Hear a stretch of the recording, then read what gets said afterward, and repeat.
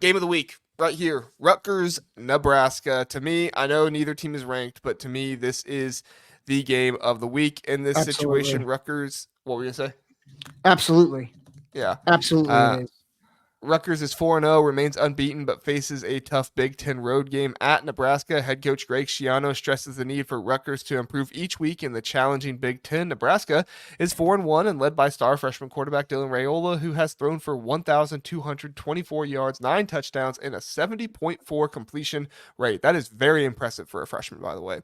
Rutgers relies on its powerful run game, averaging 237.8 rushing yards and 35 points per game, with Kyle Monangai and leading the way at 589 yards this season with 6 touchdowns. Nebraska's defense is very strong, though, allowing just 85.4 rushing yards and 12.2 points per game, and recently held Purdue to 50 rushing yards, which, that's not exactly the greatest accomplishment in the world, but still, that's 50 rushing yards. Schiano praises Rayola's athleticism and leadership, noting he is impressive command of Nebraska's offense as a freshman. Nebraska holds a 6-0 all-time record against Rutgers and is unbeaten in 2 home meetings. Zach, what stands out to you in this game? I think we said last week that Washington Rutgers would be a good old fashioned rock fight. This will be another one. Got another rock fight. But I think what's interesting is that Nebraska, the past couple weeks, I feel like has tried to go away from that identity and trying to put more on Rayola and the receiving core. And I think that's the temptation to do when you have a star quarterback. And I'm not sure why they've done it, because I think they need to establish their run game. They need to establish their physicality. And against Purdue, who is a bad run defense, I mean, just abysmal. It just kind of felt like they kind of hung around and they finally went to it in the second half. But I feel like Nebraska is trying to play in a way that isn't Nebraska football at times. Is that wrong? Or is that a wrong The assertion? past few years in Nebraska football, I think you want to play anything but that. But I kind of see what you're saying there. I do think that one of the biggest issues that plagued them, like I actually thought Nebraska's defensive line played a good game against Illinois. One of the biggest issues that plagued them, though, were those penalties. They were just inopportune penalties that gave Illinois life toward the end of the game. Now, I'm not taking anything away from Illinois. Illinois, the penalties happened and they capitalized on them. So I think you have to give Illinois credit for that. But in this situation, like, I still think Nebraska's defensive line is very good, and I still think John Bullock is one of the best linebackers in this conference. Now, he's not getting talked about in that way, but John Bullock, to me, is a very good linebacker and offers a lot to this Nebraska defense that kind of goes unnoticed at times. But I do think, like, Nebraska has a legit run defense here. Do I think they're going to hold Rutgers to less than 100 yards rushing? No, they're not going to do that. I don't think anybody's going to hold Rutgers to less than 100 yards rushing this year. Even if they played Ohio State, I think Ohio State or Michigan, like, I don't think any of these teams would hold them less to 100 yards rushing. But I think what you have to do is you have to take advantage when Athan Kaliak-Manis is throwing the ball, which, granted, Athan Kaliak-Manis has been much better this year than he was at Minnesota. But if you can get him to revert back to what he was at Minnesota, if you can get pressure on him and get him to be uncomfortable back there in the pocket and, play press coverage on some of these guys that Rutgers has, I think you can impact this Rutgers offense enough to, really set up your offense well in Dylan Rayola. And then the other piece of this is Zach, I think Dylan Rayola is getting a lot of credit, but these receivers that Nebraska has, they are darn good, man. Yeah. Isaiah Nayor and Jamal Banks, like, these are big-bodied wide receivers, and I love what Matt Rule was doing here, where he said, look, we're going to have a young quarterback. Let's just get some big-body wide receivers he can just throw the ball up to at times. Now, the Illinois player made an incredible play on that one ball that was thrown into the end zone. I think his name was Cox. He made an incredible play on that ball. You're not going to see that very often. These big Yeah. body wide receivers are going to go up and get that ball more often than not. And this is a Rutgers secondary that's going to have to be prepared to stop those plays if they want to hold Nebraska to less scoring. Yeah. And I think that's maybe the key of this game. I think Nair and Banks have been better than I expected for Nebraska. And I think, to your point, it's made things easier for a young quarterback to get adjusted, to get settled in. That might be the matchup of the game for me, is how do the corners, which I think are really good for Rutgers. Oh yeah, You Rutgers know, is a good secondary. yeah, Yeah. longer beam, I think in particular is Hmm. a stud. Flip Dixon and at safety, like these boys fly around. I think that could be the the matchup of the game that determines the game. Yeah, no, I'm with you. I'm with you. Rutgers, their pass defense is allowing 179.5 yards per game this season, which is good for 36th in the nation. So it's not like the pass defense has been spectacular or anything like that. Of course, they did face Washington, who I think did get a chunk number of yards. But as we talked about in the last episode, Rutgers doesn't really care if you're getting a whole lot of yards because Rutgers just wants to get out early and they want to hold you to field goals and they want to play a brand of ball where they just essentially hold you and you can't score enough to beat them, which I think is a risky form of ball to play, but it's worked out for them so far this season. I mean, Zach, in your opinion, is this a team in Nebraska that you can do that to, where you can get out early and just kind of sit on it and run the ball and hold the other team to field goals and stuff like that? Or is this one where you feel like, no, Rutgers, like you're gonna have to really, like, if you get a lead, you're gonna have to keep building on it. Yeah, albeit running the ball, but this is not one where you can sit on. What is your thoughts? Yeah, I think it's hard to tell, quite honestly, because I think I think Washington is more explosive than Rutgers or than Nebraska, but they're also less disciplined. Yeah. Which I think that was part of Rutgers' game plan was let Washington beat themselves. But particularly when they got up 2 scores. I think they were attacking before that, but once they got up 2 scores, they were like, "All right, we're not gonna put ourselves in harm's way." I I'm not sure that you can do that with Nebraska, although I will say this, Nebraska has beat themselves as well, particularly against Illinois, right? Yeah. You had missed throws by Rayola, you had missed kicks. The problem is I don't think Nebraska misses nearly as much as what Washington has. I mean, Hmm. easily has not. So I think Rutgers is going to have to attack, and I think they're gonna have to rely a bit more on Kaliak Manis, probably a little similar to Virginia Tech, where Virginia Tech took away the run. They kind of, I don't know if they played bear defense or what, but they Which aligned was their strange defense. because Virginia Tech didn't have a great run defense up until that time, right? Like, Yeah. Well, I think it was an alignment. Like, I think it was part of yeah, just their game plan they was we're sold just going to out. take, yeah, they sold out on the run. We're going to force Kaliak Manis. I think Nebraska, they probably don't have to do that.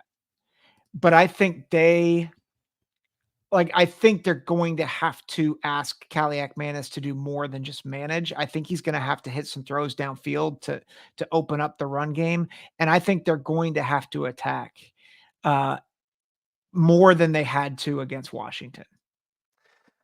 Steely Matt brings something up that I think is a really underrated piece, but I think in a game like this, it's going to be really important. Field goals, special teams will be a factor. In addition to that, punting is going to be a huge factor for Rutgers. Rutgers has not had the best punting so far this season, and I realize this is something that not everybody pays attention to, but I've read a few articles by the Rutgers writers and stuff that they are very concerned about the hang time and getting the ball punted off soon enough. Like, this could be a game where if Nebraska gets a punt return touchdown or if Nebraska blocks a punt or something like that, that could be what changes this game entirely, especially when it's at home for Nebraska. So Rutgers is definitely going to have to figure out. Now, Tory Taylor's not going to come walking in the building here from Iowa, right? You're not going to find a Tory Taylor just on the sidelines, but they're going to have to figure out something with this punting game here because you cannot have poor punting against a team like Nebraska, because I think Nebraska, even though they've had their special team struggles and their field goal struggles last game, I think Matt Rule is one of those coaches that he's going to take advantage if he realizes, hey, the punts are low or it's taking a while for the punts to get off. and he's going to try to get back there and block one or take one to the house. Yeah, that's. I think that's a really a point well taken. That the punting game is going to matter in a game like this, and if Rutgers can't protect like that, that will be a big factor for sure. Yeah. Now, low hang time punts can be a good thing. If you punt it, short enough and at a low enough hang time, you can get one of those line drive punts. I think, who was it? Was it Wisconsin last week that had like a 74-yard punt? It landed at like 40 or 30 yards or something like that, but it was like a 74-yard punt. I forget who it was last week. I wish I could remember, but you have that every now and then, but I don't think you can rely on that to happen. No, especially when teams scout your punter enough and know, okay, I'm gonna line up short or something like that. So so believe it or not, listen, this is Big Ten football. Watch the punting in this game. Yeah. Somewhere, big factor. Somewhere, somehow, Kirk Ferentz heard this, and he perked up. Yeah, he was like, "Oh, punting, key to the game. I'm for it." Oh my gosh! One other factor, I think, and I know we've talked about Rayola being a freshman. Schiano defensively, I think, is pretty good at designing defense. Yeah, and I'm curious. So we have the matchup of the corners and the secondary versus, I think, underrated receivers for Nebraska. But I think the matchup between Rayola and Rutgers, like Schiano and their defensive coordinator, like what they have schemed up for him, I think will be another matchup to watch. Yeah, I mean, Nebraska, and this is another thing that I've noticed from them, which is kind of unlike a Matt Rule team, but it's been this way this season. I don't know what the deal is, but they're going to have some better perimeter blocking. That's something that Greg Schiano is going to take advantage of if Nebraska doesn't get that short up. So if they can do that, that's going to be a big factor, but you're exactly right. It's stuff like that Greg Schiano will see and he will take advantage of and say, look, if they're not going to block us on the perimeter, if they're not going to do this, they're not going to do that, we're going to take advantage of it. So, but to Matt Rule's credit, he's done a very good job with Dylan Rayola this season, keeping him poised, and like I said, those big wide receivers have been a huge help. So it's going to be very, very interesting to see what happens here. Zach, I will let you go first with the score prediction. Is not Rutgers, it's Nebraska on upset alert. So have I picked an upset yet today? Well, you said a few were on upset alert, but I don't think you've picked an upset yet. I said I had one that I was picking. This is it. Rutgers is going to chop, baby. Wow. 24-21, Scarlet Knights get the dub on the road, despite the fact that I picked the Cornhuskers preseason. I think Rutgers has actually been better than I expected from a running perspective. I think offensively they've been better than I expected. I think defensively they've shored up a bit. And I don't think I've been as impressed with Nebraska as I thought I'd be. So I think part of it, I think Rutgers has looked better. And I think the score against Virginia Tech is a bit misleading. Like they were going to blow them out if not for self-inflicted wounds. Whereas Nebraska honestly has looked ho-hum in several of their games. And I just think the combination of Rutgers running, I think their defense, and I just think they're going to be able to get a 2-score lead at some point, maybe up by 10. I think Nebraska might miss another kick that's huge in this game. 24-21. I have been burned too many times by believing in Nebraska in key games like this. So I am also going to pick Rutgers. I think Rutgers is going to win this game. I think Rutgers is going to be ranked next week. I think Rutgers and Indiana and Illinois are all going to be in the 20s or low or high teens next week. And it's going to be kind of a party for those teams right there. But I think that Rutgers is going to get this one done. Listen, I think Greg Schiano, like as much as I have given Matt Rule credit, and don't get me wrong, I think Matt Rule is a very good coach.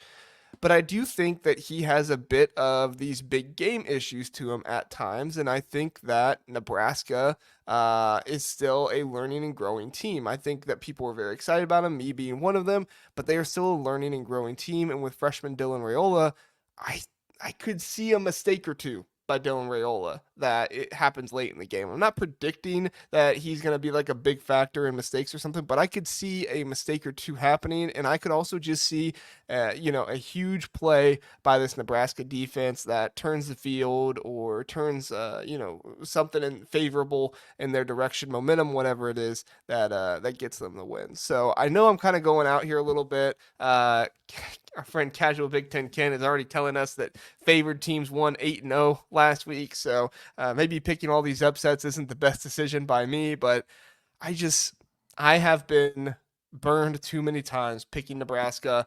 And so for me, I just got to see it. I got to see Nebraska win one of these big games where, it's a really good coach on the sidelines, albeit Rutgers isn't ranked, so it's not going to be one of those ranked wins or anything like that.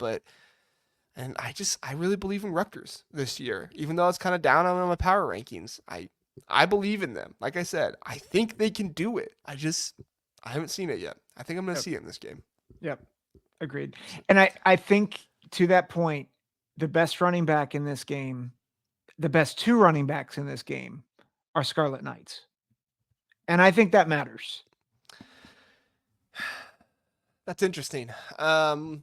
I think Nebraska has the better overall room. Like if you're thinking of every player equally, I think Nebraska has the better overall room. Grant, Johnson, they have a number of guys you can have tout the rock. But if you're talking about the two guys that are going to get the most carries, Monungai and Brown, I agree.